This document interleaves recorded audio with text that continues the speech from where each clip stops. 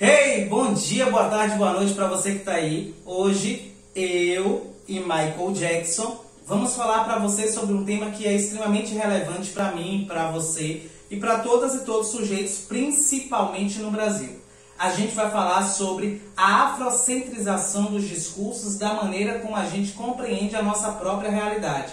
Porque pensar uma sociedade brasileira a partir de matrizes eurocêntricas não comporta as nossas relações ou a maneira como sujeitos oriundos da diáspora africana enfrentam a sua labuta. Você não compreende isso ainda? Você não entende sobre como é que essas relações afrodiaspóricas se comportam no nosso cotidiano? Como nós, enquanto sujeitos afrodiaspóricos, estamos lidando com as nossas próprias subjetividades? Pois bem, fique aqui nesse vídeo que mais adiante a gente vai falar um pouco mais sobre isso.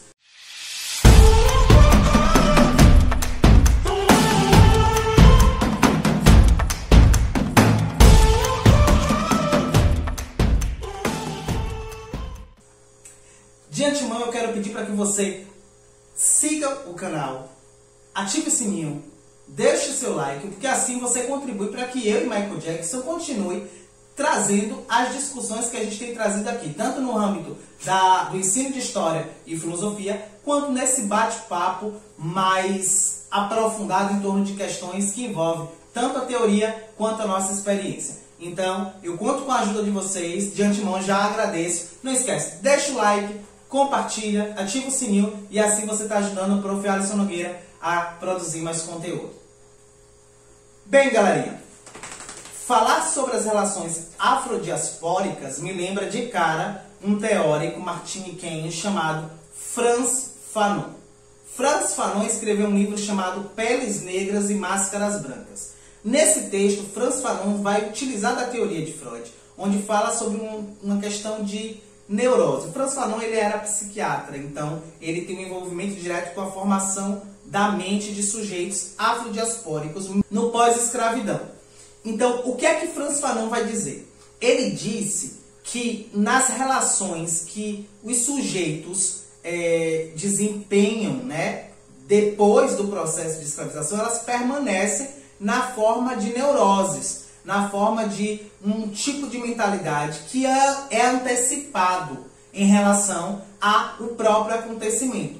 Isso acontece por conta de uma coisa que Silvio Almeida chamou de racismo estrutural. O que é que isso significa dizer? É que numa sociedade onde o racismo é funda e estrutura a sociedade, as relações sociais, inevitavelmente os sujeitos dos quais estão fora dessa estrutura vão vivenciar uma experiência que não é tão agradável assim. Na realidade, continua se vivenciando a exclusão. Alisson, como é que isso acontece? Eu estou dizendo a vocês que quando, por exemplo, você que está aí, que pode se identificar com essa experiência, você vai estar vivenciando uma experiência neurótica em relação ao processo de escravização e do pós-abolição e do racismo que estrutura a nossa sociedade. Quando você chega num supermercado, numa loja de departamento ou em qualquer outro lugar público de venda, você deixa suas mãos à vista ou você faz questão de não abrir a sua bolsa ou a sua mochila, porque você inconscientemente sabe que seu corpo pode ser confundido com algo que a propriedade privada vai questionar. Você pode ser confundido com um assaltante. Olha que inconscientemente você está reproduzindo uma ideia de que o seu corpo por si só ele é o suspeito. Então você antecipa uma ação e o seu corpo se manifesta, se comporta de uma forma extremamente desconfortável. É isso que Fanon define como neurose. Não tem nada a ver com o discurso manicomial, tá? Tem a ver com o nosso corpo responde a impulsos e estímulos de uma estrutura que é racializada. Se você sente isso quando você vai em determinados lugares, você sabe o seu lugar social. Você pode nem refletir sobre isso, mas você sabe que seu corpo ele é facilmente confundido com aquilo que a sociedade ojeriza, exclui, quer longe. É isso que Fanon vai definir no Peles Negras, Máscaras Brancas. E mesmo que os sujeitos ocupem lugares de poder, essas neuroses o acompanham. Mesmo que os sujeitos mudem de lugar, a estrutura que Silvio Almeida fala no racismo estrutural, essa estrutura o acompanha e o identifica, ou seja, o corpo do sujeito é facilmente identificável. Então, como assim, Alisson? Quer dizer que as minhas experiências, elas são também construídas a partir de uma construção anterior, uma construção histórica que continua determinando a maneira como eu vou sentir, como eu vou ser visto ou como eu vou pensar a minha própria vida.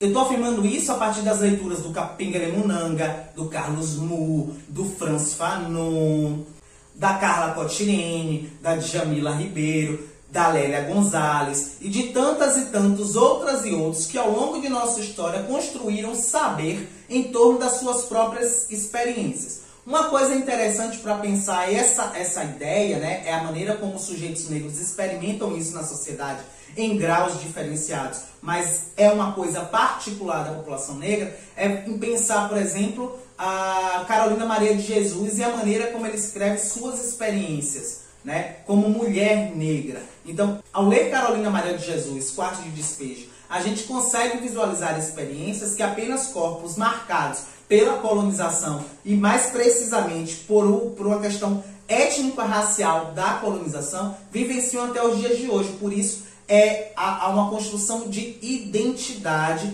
quando a gente vê essas referências que tem uma estrutura, que tem uma trajetória muito parecida com as nossas. Então perceba que a construção da negritude no Brasil, ela vai se dar a partir da confluência de experiências muito próximas. E essa confluência de experiências, elas determinam o lugar do sujeito negro na sociedade. Porque, infelizmente, essas experiências continuam sendo experiências da colonização. Uma coisa que se apresenta de modo salutar para a gente é compreender como os discursos que a gente consumiu até aqui, eles são euroocidentalizados, ou seja, eles não dialogam com as nossas experiências enquanto corpos diaspóricos. Daí a necessidade de se afrocentrizar os discursos de modo a fazer com que nós nos identifiquemos nas experiências e na possibilidade de superação das próprias neuroses que Fanon nos fala no Pele Negra, Máscaras Brancas. Daí a necessidade da gente ler Carolina Maria de Jesus, por exemplo.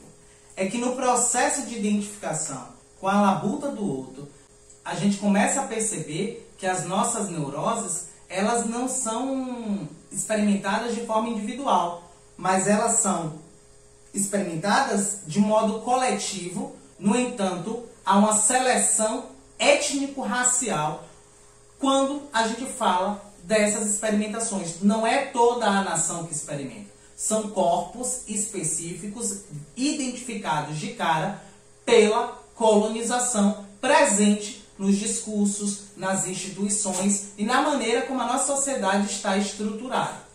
Então, galera, hoje foi um vídeo para a gente começar a problematizar. Eu peço para que vocês deixem aqui nos comentários, para que vocês comentem o que vocês acharam do vídeo, dicas para os próximos vídeos, problemas em relação às relações étnico-raciais, de modo que a gente venha a promover mais discussões em torno disso.